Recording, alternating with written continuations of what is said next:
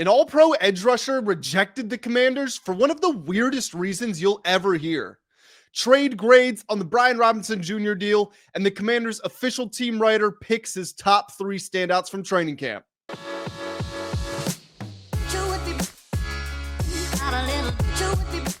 Hello, everybody, and welcome back to the Full Command Show. My name is Grant Mitchell, and we're here to talk about everything involving the Washington Commanders.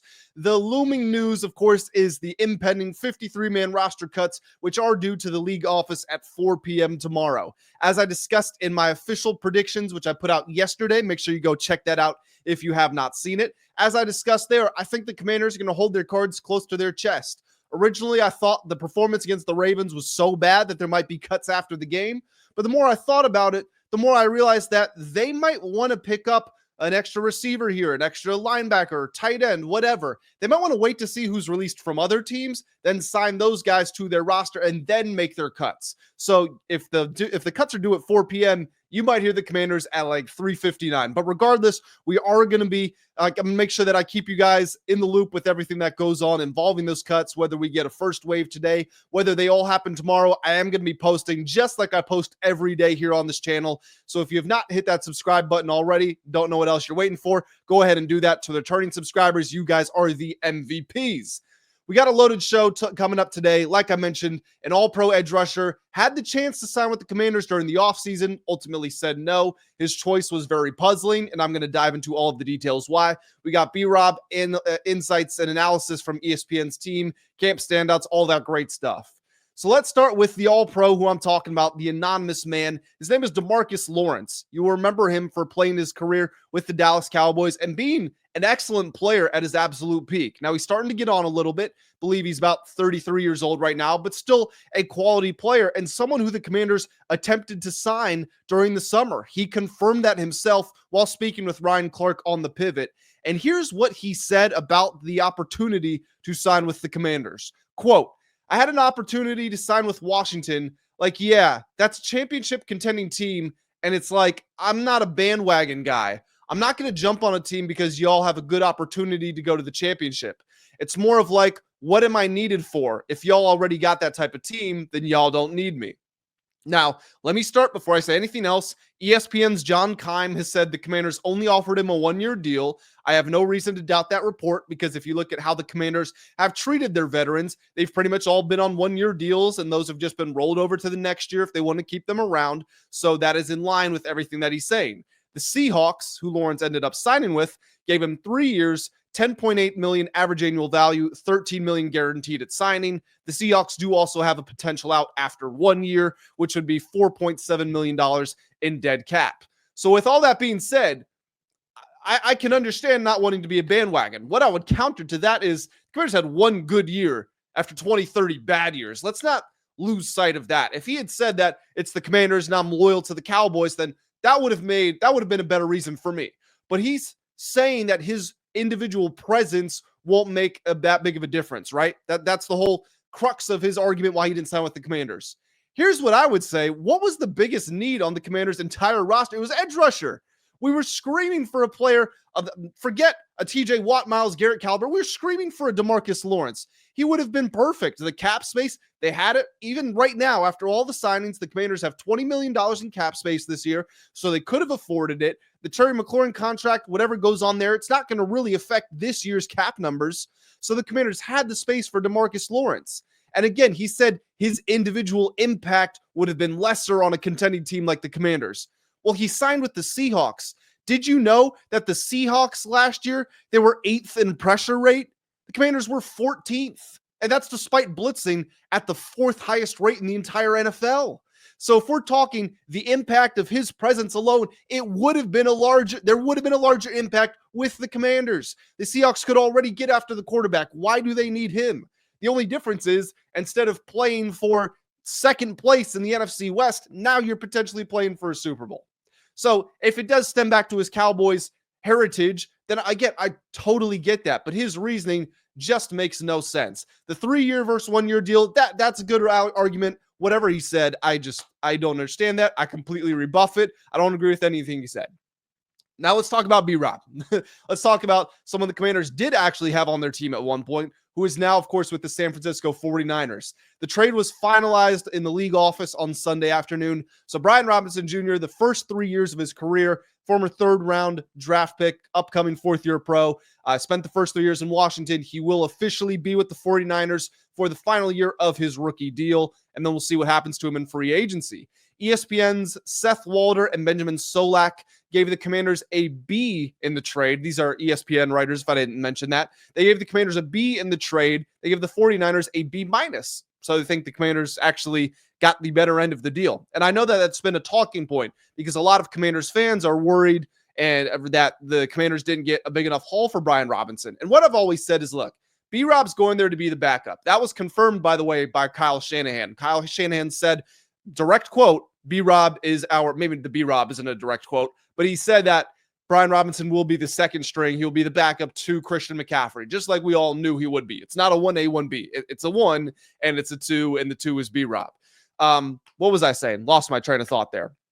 Oh, the compensation. So a lot of Commanders fans were worried that the team didn't get enough back for Brian Robinson. What I've always said is that it's a miracle that they got anything at all because they made it very clear we don't have plans for him. We don't really want him on our team. Nothing against him personally, but just the vision we have for our offense. He does not fit that at this time.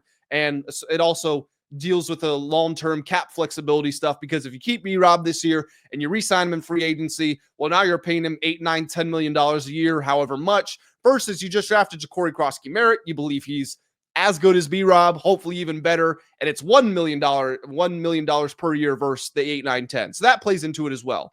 But when you put a warning out to the rest of the league, a notice saying, hey, we got no plans for this guy, they could have just waited for him to hit waivers. No team had to actually offer trade compensation knowing B-Rob wasn't going to make the 53-man roster, but yet the Commanders got something back. And it wasn't the smallest amount possible. It wasn't a 7th round. It was actually a 6th round pick. And again, considering the 49ers are either A, going to have to sign him to a new deal, which means rostering contracts for C-Mac and B-Rob, neither one of which are on a rookie deal. So significant investment in the running back room, or the 49ers just gave up a draft pick for a 1-year rental and they're going to let him walk in free agency. So getting a 6th round pick, it's not sexy. That doesn't sound as cool as getting like a 3rd round pick back, but getting a 6th is actually good value here. And that is what the ESPN team had to say. Here's a quote from their article. Robinson, a 3rd round pick in 2022, has amassed between 733 and 799 rushing yards in each of his 3 seasons in Washington.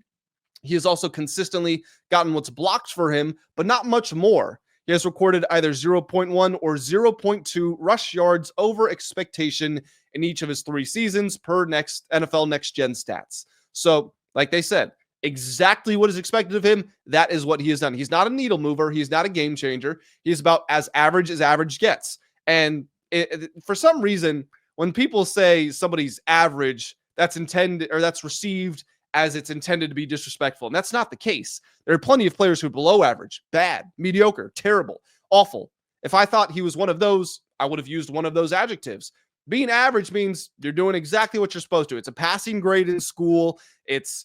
You're not getting promoted, but you're not getting fired at your job. You are who you are, and there is a role for that. If you are a second stringer, backing up Christian McCaffrey, who's an elite running back when healthy, average is exactly what you want. That's great, and you can be even better than that if the defenses are tired and you're in the flow of your offensive scheme. But when you're on a team that had running issues, that is hampered by this Terry McLaurin situation, whose offensive line wasn't great in years past. Certainly, we've got higher hopes this year, but a young quarterback, you want to do things to take pressure off of him.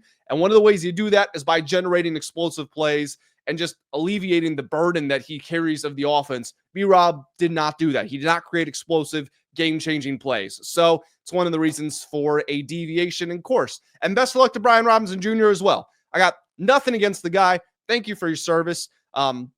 Literally, thank you for your service. That's what you say to people who are in the military. And B-Rob got shot before his NFL career could even start. So for him to overcome that, come for 3 years, be mostly available, even amid the trade stuff, getting kicked out of the locker room, maybe not personally walk up to him like, dude, get out, you're thrown out. But like, he had his locker removed, was given to someone else. Despite all that, he never put up a fuss or anything like that. He handled himself professionally. So good luck to Brian Robinson Jr. Commanders Nation wishes you well. Speaking of the Commanders, their team writer Zach Selby named his standouts of training camp throughout the entire offseason. He said that Trey Amos, Deebo Samuel, and Josh Conerly Jr. were his picks. Here are some of his words from this article that went live over the weekend. On Amos, the only disappointment surrounding Amos who he hasn't been matched up with. Terry McLaurin and Noah Brown have not been at practice for their own reasons, and while they return to the field at some point, the Commanders would have preferred to give Amos more competition against bigger wideouts. He was also held out during the Bengals preseason game, which means he didn't get to cover T. Higgins or Jamar Chase. Still, Amos has risen to every challenge the Commanders have given him, and barring injury, he's expected to be a mainstay of their starting defense this season. On Deebo Samuel, Samuel's versatility has been on display throughout camp. He's lined up out wide, in the slot, and in the backfield. But what's most impressive is what he's done as a traditional wide receiver. He made several explosive plays in practice and has often been a threat deep down the field. You heard Jaden Daniels talking about that during an interview a few weeks ago. He said that the thing he was most surprised to learn about Deebo was he was actually really good at deep ball tracking.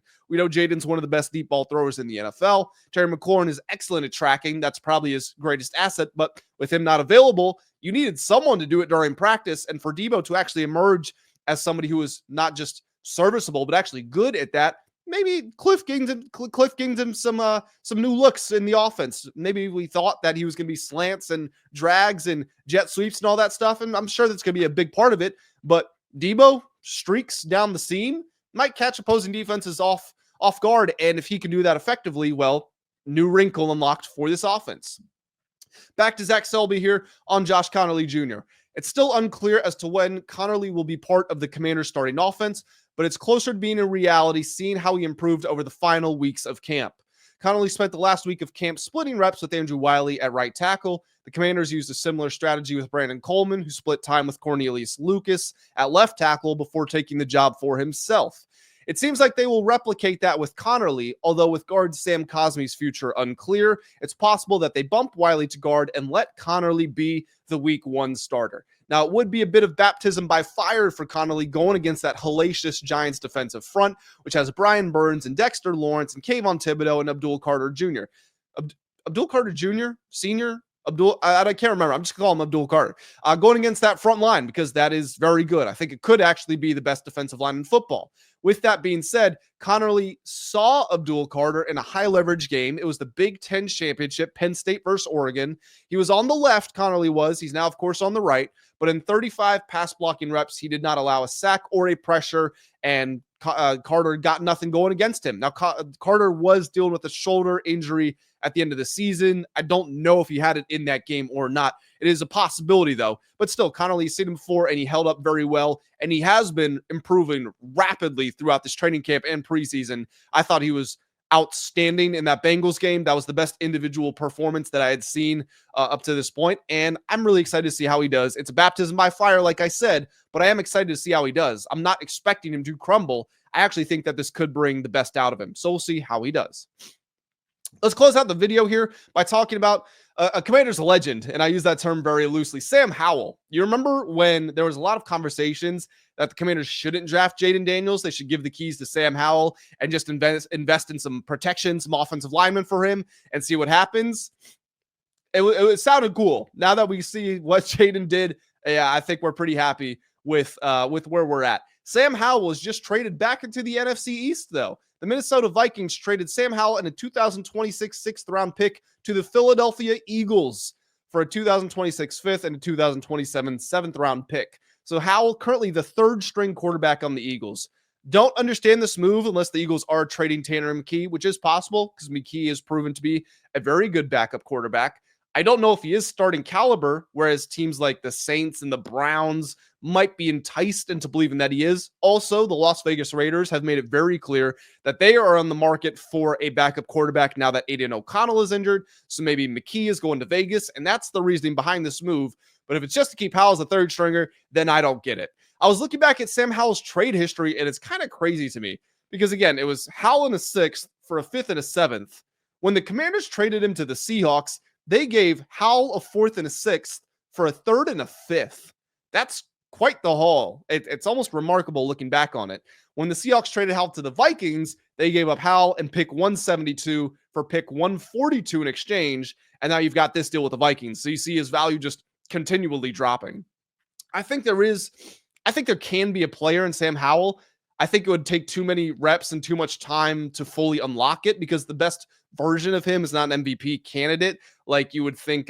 Who's somebody? And Anthony Richardson, just because of his athletic profile, you would think the best version of him could get there. It seems like the Colts are giving up on AR too.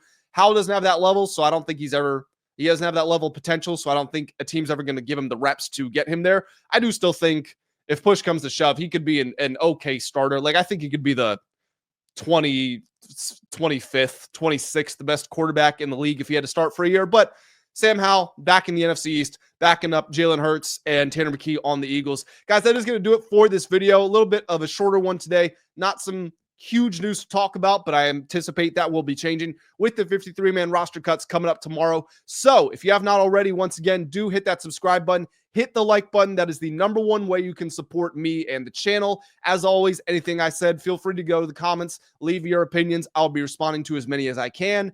And as always, I will catch you in the next one. Have a great day.